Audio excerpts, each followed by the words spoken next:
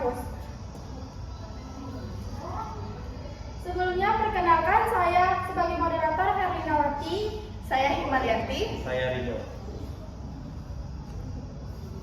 Baik, langsung saja kita masuk pada materi pertama, yaitu pengertian kekerasan seksual di kampus yang akan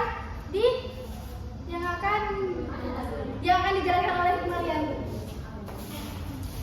Baik, sebelum masuk ke materi tentang kekerasan seksual, tentunya kita harus mengerti apa itu kekerasan seksual. Nah, kekerasan seksual itu mencakup berbagai bentuk tindakan yang melanggar batas-batas pribadi dan melibatkan perilaku seksual tanpa persetujuan yang bisa berupa pelecehan verbal, fisik, eksploitasi hingga pemaksaan. Di lingkungan kampus, kekerasan seksual bisa terjadi antara mahasiswa, antara staf atau melibatkan pihak eksternal.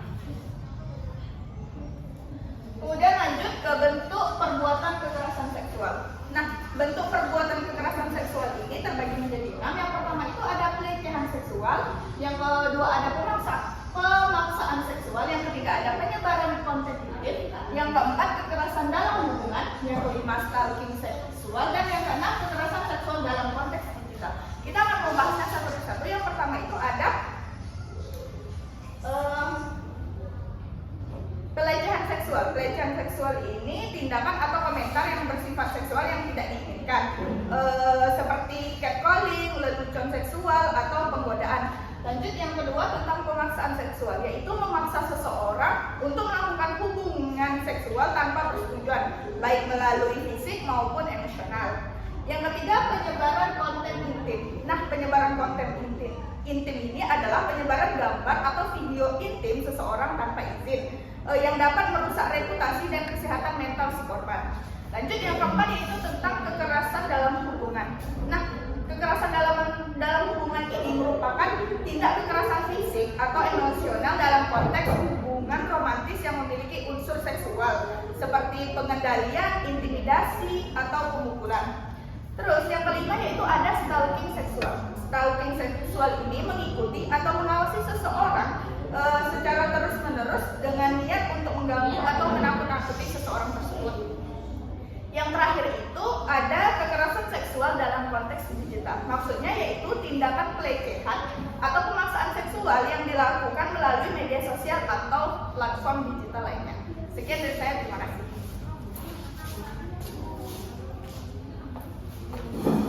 Baik, selanjutnya ada faktor pendorong kekerasan seksual yang akan disampaikan oleh Ridho. Selanjutnya yaitu materi mengenai faktor pendorong terjadinya kekerasan seksual. Yang pertama yaitu kurangnya pendidikan seksual, minimnya pemahaman tentang hak asasi manusia, konsentrasi dan hubungan yang sehat membuat individu menyadari batasan yang sehat dan integritas sosial. Yang kedua yaitu lingkungan yang tidak aman. Melalui lingkungan yang tidak aman ini terdapat area sepi, kurangnya pengawasan kampus atau tempat umum dapat menciptakan situasi yang rawan kekerasan seksual. Yang ketiga yaitu pengaruh media. Yang keempat ketidakadilan sosial. Yang kelima kurangnya dukungan dan sumber daya. Yang keenam ketidakmampuan mengelola emosi. Individu yang tidak mampu mengelola emosi, kemarahan, stres, baik mungkin lebih rentan melakukan kekerasan seksual. Sudah.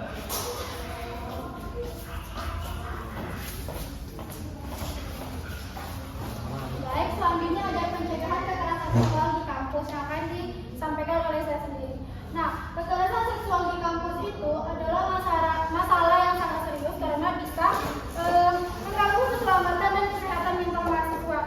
Kita bisa mencegahnya dengan beberapa cara yang pada saat ini kami mengambil 6, yaitu yang pertama edukasi dan kesadaran, yang kedua penguatan dan kebijakan, yang ketiga lingkungan yang aman, yang keempat dukungan untuk korban, yang kelima promosi kesetaraan gender, yang keenam pemberdayaan mahasiswa. Nah, yang pertama itu ada edukasi dan kesadaran. Bisa kita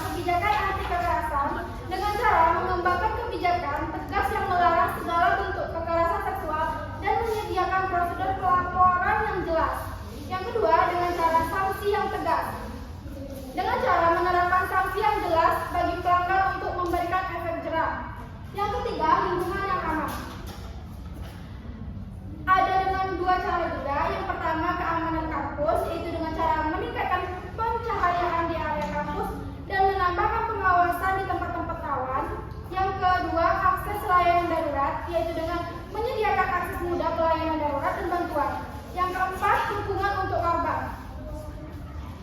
Yang pertama itu ada dengan cara layanan konseling, yaitu menyediakan layanan konseling untuk membantu korban pulih dari trauma. Yang kedua, grup dukungan, membentuk grup dukungan untuk korban agar mereka merasa tidak sendirian.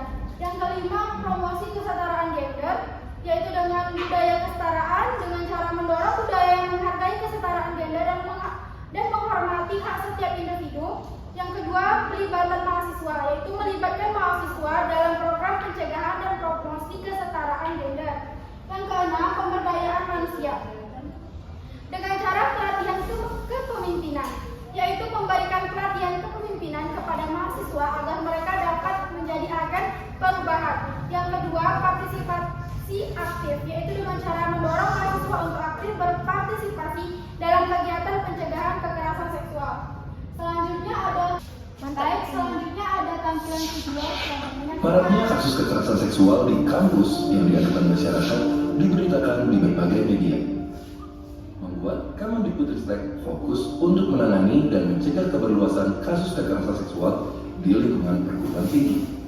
Menurut data Komnas Perempuan di tahun 2020, terdapat 10 laporan kasus kekerasan seksual di lingkungan perguruan tinggi yang tersorot oleh media di Indonesia bahkan internasional. Padahal berdasarkan survei Nama Baik Kampus di tahun 2019, dalam rentang 2 bulan saja diperoleh 174 testimoni penyintas kekerasan seksual. Serem ya kawan-kawan. Jumlah laporan yang tidak sebanding dengan jumlah testimoni di lapangan menunjukkan bagaimana sebuah kepastian hukum sangat dibutuhkan untuk menciptakan kampus yang aman dari kekerasan seksual. Oleh karena itu, Kementerian Pendidikan, Kebudayaan, Riset dan Teknologi atau Kemendikbudristek membuat peraturan menteri untuk mencegah dan menangani kekerasan seksual. Dan semua pihak sivitas akademika di perguruan tinggi bisa dan perlu ikut serta di dalamnya. Apa saja sih langkah pencegahannya? Pertama, pemimpin perguruan tinggi mewajibkan mahasiswa, pendidik, dan tenaga pendidikan untuk mempelajari modul pencegahan dan penanganan kekerasan yang dikembangkan oleh Kemendikbudristek. Khususnya modul pencegahan dan penanganan kekerasan seksual berisikan pengetahuan serta uji pra dan pasca pembelajaran mahasiswa, pendidik, dan tenaga pendidikan tentang dasar filosofis pendidikan di Indonesia dan cara-cara yang baik untuk mencegah dan menangani kekerasan seksual di sekitar mereka. Kedua, pembentukan satuan tugas khusus yang bersifat non-ad hoc. Ketiga, pemasangan tanda peringatan bahwa kampus tidak mentoleransi kekerasan seksual. Pemenuhan kebutuhan penyandang disabilitas di kampus dalam sosialisasi terkait kekerasan seksual.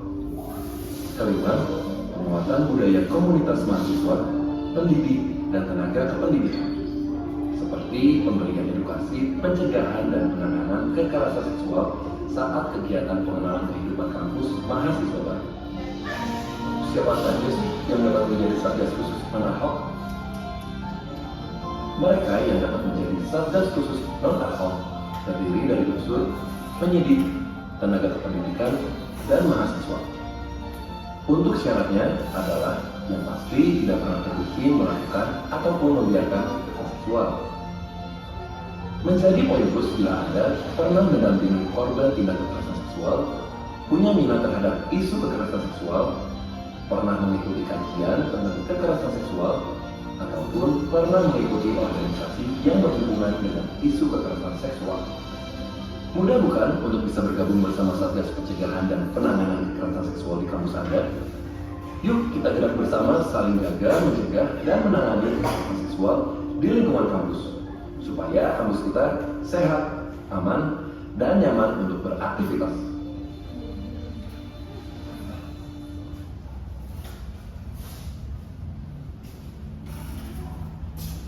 Baik, kesimpulan dari presentasi kami itu adalah kekerasan seksual di kampus adalah masalah yang serius yang dipicu oleh relasi kuasa, kurangnya edukasi, dan budaya patriarki. Hal ini berdampak buruk pada fisik, mental, dan sosial korban. Untuk mengatasinya diperlukan edukasi tentang pencegahan, kebijakan tegas, sistem pelaporan yang aman, dan dukungan bagi korban. Sinergi antara kampus, pemerintah, dan masyarakat diperlukan untuk menciptakan lingkungan pendidikan yang aman dan bebas kekerasan.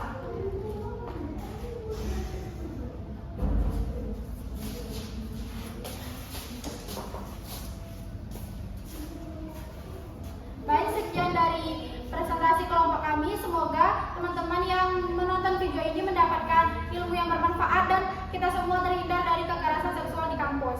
Kami tutup dengan wassalamualaikum